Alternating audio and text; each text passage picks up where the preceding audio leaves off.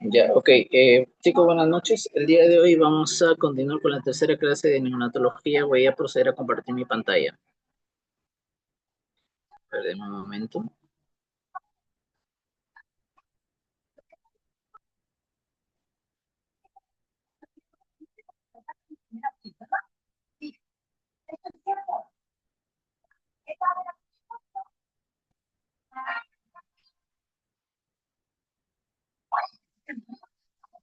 ¿Se puede observar mi pantalla? Sí, sí, sí se observa, pero todavía no se... Ahí ya se ¿Se observó. puede observar mi pantalla? Sí, ya se observa. Ok, bacán. Bien, entonces la tercera clase que corresponde a neonatología es la clase de síndrome respiratorio y sepsis. Así que vamos a empezar porque es una clase larga. El primer punto a tocar interesante es la anatomía. En el caso del tórax del recién nacido y el tórax del adulto, el tórax del recién nacido tiene una forma más cilíndrica, con las costillas más horizontalizadas y con los músculos intercostales pequeños y en relajación. El diafragma, en cambio, tiene una inserción horizontal, o sea, es más horizontalizada, en cambio que del tórax adulto, que es más oblicuo en este sentido, según el tórax, pues, justamente relacionado con que las costillas son más horizontales.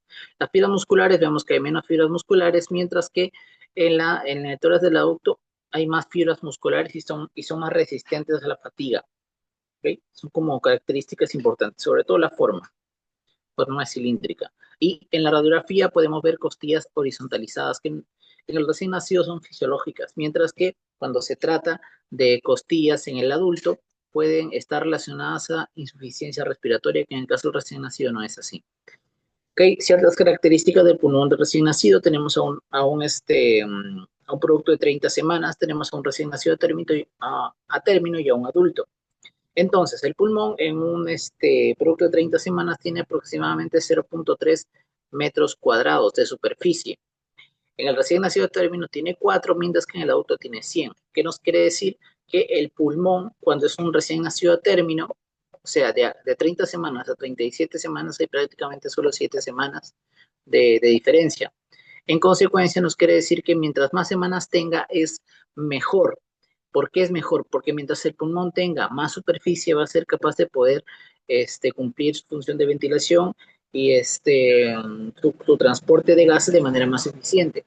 Mientras que, evidentemente, cuando ya pase a la fase de adultez, ya, bueno, relacionándolo con la primera clase que dimos de la maduración pulmonar y demás, vamos a ver que el adulto tiene una gran superficie pulmonar, lo cual le permite hacer el transporte de gases y demás sobre el intercambio gaseoso de manera más eficiente.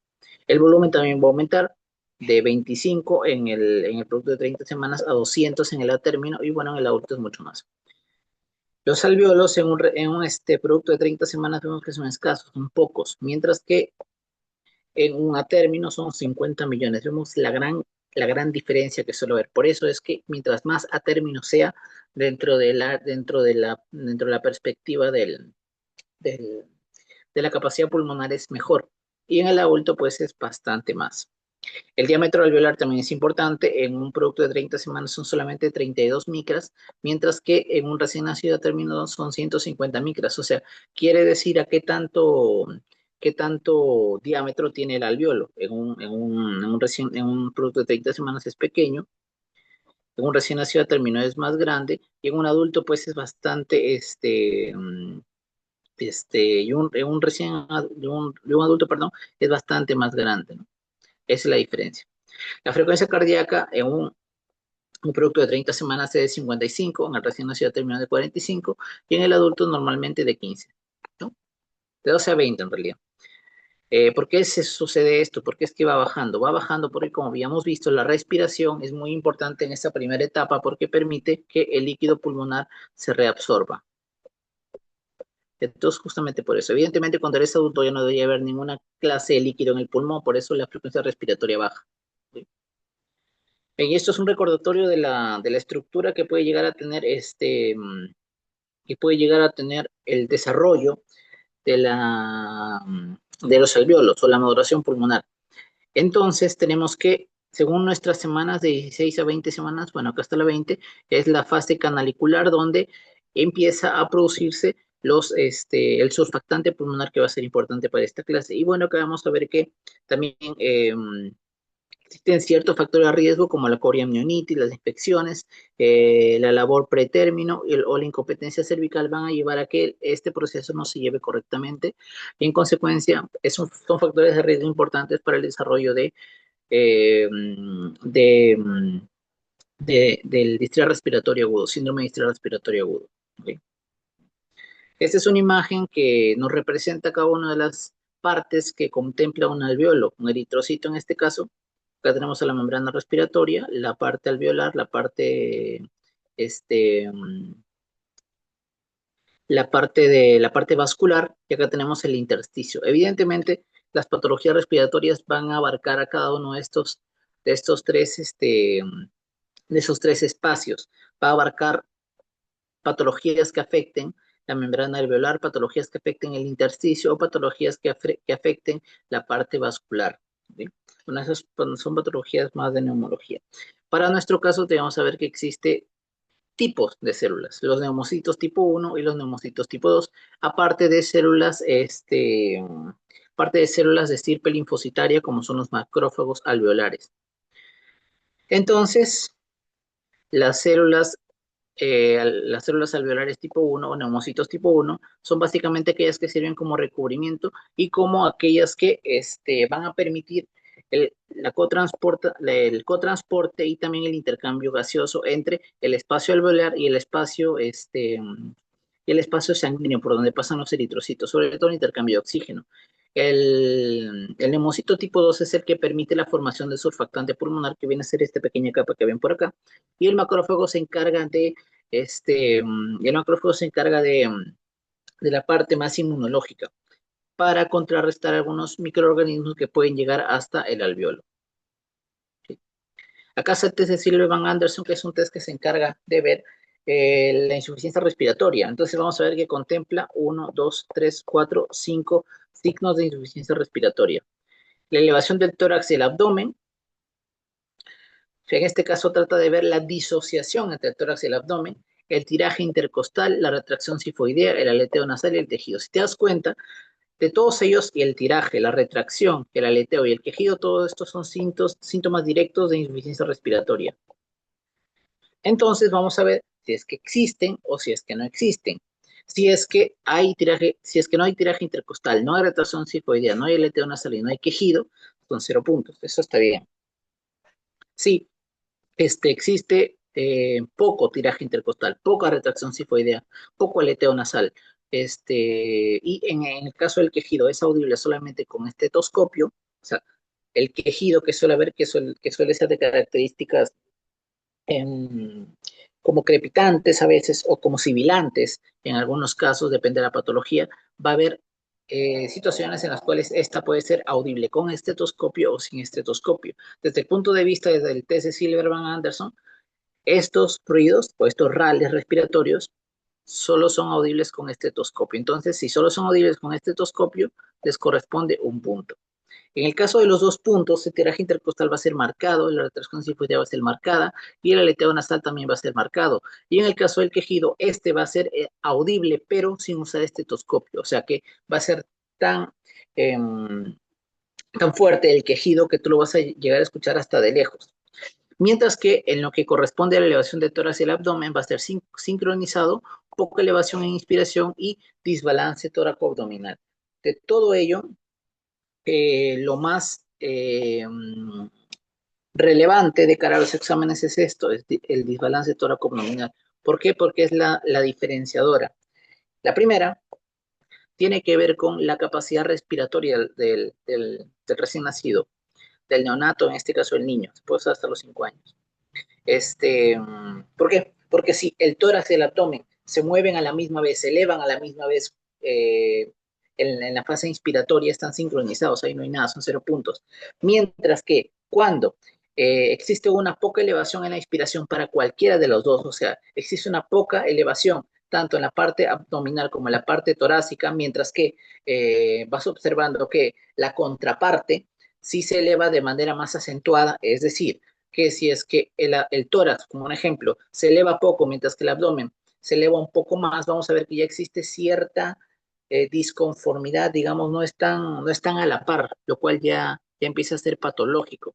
Mientras que cuando hay un desbalance tóraco-abdominal, es decir, que el tórax y el abdomen suben y bajan de manera totalmente descoordinada. Uno sube y el otro baja, uno baja y el otro sube. Eso es un desbalance, una, una, una situación de discrepancia. Entonces, la disociación tóraco-abdominal desde el punto de vista de los exámenes es importante por esta diferencia. Entonces, ¿cómo tú lo clasificas? Según el puntaje, dependiendo de cuánto puntaje ha obtenido. Si es que tiene un puntaje de cero, o sea, todo está en este rango, básicamente no existe dificultad respiratoria, debería ser lo ideal, porque evidentemente lo ideal es que no tenga dificultad respiratoria, claramente. Mientras que cuando existe de 1 a 4 puntos, existe una insuficiencia respiratoria leve.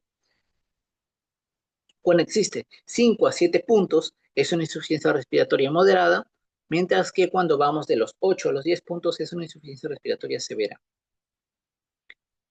Bien, características anatómicas del tórax de los recién nacidos. Tenemos que su disminución de la distensibilidad es importante por el hecho de que ellos no pueden aperturar muy bien sus cavidades torácicas. El diámetro de las vías aéreas es estrecho, justamente anatómicamente por que habíamos visto en la primera diapositiva, y por lo tanto se tiene que aumentar la resistencia a las vías aéreas, fisiológicamente hablando.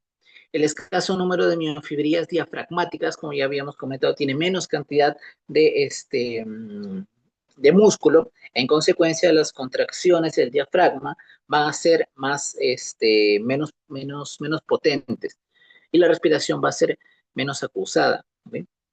Inserción oblicua de los músculos intercostales. Esto es importante porque si la inserción de los músculos intercostales suele ser oblicua y no paralela, va a permitir de que la contracción de ellos no permita una buena contracción. Y bueno, en este caso, hacer que la presión sea irregular, lo cual no ayuda directamente al proceso respiratorio. No mucho. Menor número de canales de ventilación colateral, bueno, esto es un poco más de fisiología, y distancia alveolo capilar aumentada. Básicamente eso tiene que ver con aumento del espacio intersticial, que en los recién nacidos es así porque ellos tienen un líquido extracelular aumentado. Esto es fisiológicamente hablando también, que bueno, esto es parte de la teoría de hidratación. El líquido extracelular de los recién nacidos es mayor, eh, y consecuentemente va desarrollándose el neonato. Este líquido va a disminuir. Nace aproximadamente con un 70 a un 75%, 70-75% de líquido extracelular. Y mientras va pasando el tiempo y este se va reabsorbiendo, va a llegar hasta un 60, 55% de líquido extracelular.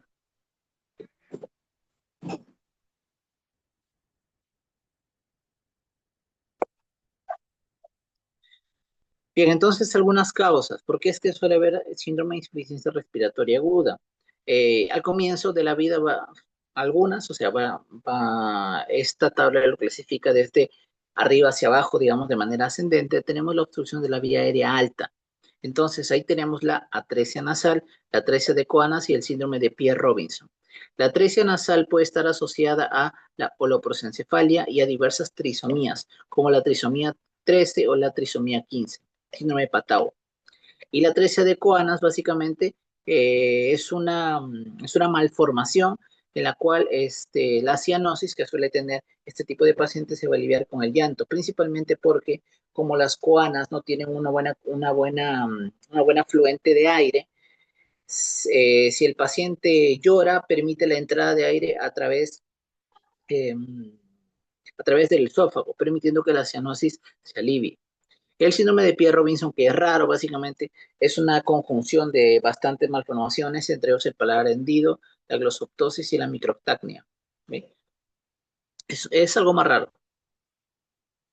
Tenemos otras causas como la laringomalacia, que es causa de estridor inspiratorio en el recién nacido, pregunta de examen. La primera causa de estridor inspiratorio en el recién nacido es la laringomalacia. la membrana laringea, la estenosis laringiotraqueal congénita, la parálisis de cuerdas vocales, la hendidura laringea, hemangioma, linfangioma, aspiración masiva de meconio, que esto es importante para una de las patologías que vamos a ver. El escape de aire como el neumotórax de tensión, el neumomediastino, el neumopericardio, la insuficiencia cardíaca, donde entra a tallar la taquicardia supraventricular, la hidropesia fetal y la hipoplasia pulmonar. También tenemos otras enfermedades como la hernia diafragmática congénita, el síndrome de Potter que es un conjunto de malformaciones también dentro de las cuales destaca la displasia renal o los oligohidramnios. También se le llama como secuencia de Potter.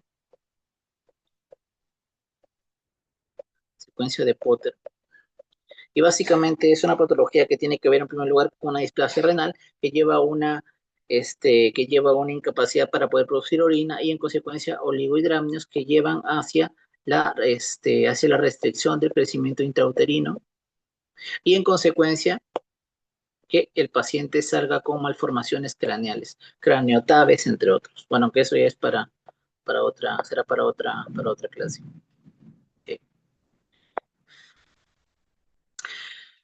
Ok. Que comienza a los minutos o a las horas de nacimiento. ¿Cuáles son esas patologías que te dan insuficiencia respiratoria a los minutos o a las horas? Tenemos el síndrome de insuficiencia respiratoria tipo 1 o enfermedad de membrana hialina, que es importante para nuestra clase de hoy. La taquimia transitoria del recién nacido, que es otra que vamos a tocar nosotros, y el síndrome de aspiración meconial, que es otra que vamos a tocar. Estas tres lo vamos a tocar en la clase de hoy. La neumonía por Streptococcus agalactiae o tipo B puede ser. Eh, es una enfermedad que en realidad tiene que ver con el antecedente de la madre de 3 meses antes de haber tenido algún tipo de contagio, una infección debidamente documentada por Streptococcus agalactiae o del grupo B. Según la escala de Lanfield, Streptococcus beta hemolítico del grupo B o Streptococcus agalactiae.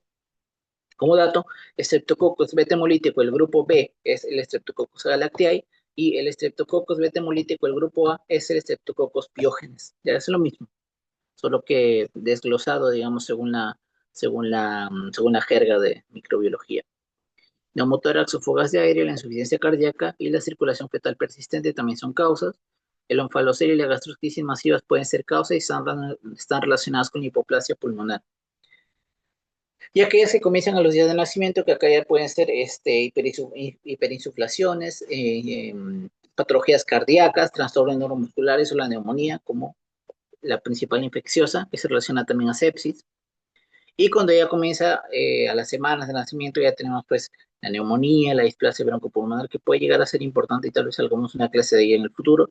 La parálisis de nervios frénicos también, que no permiten la correcta contracción de los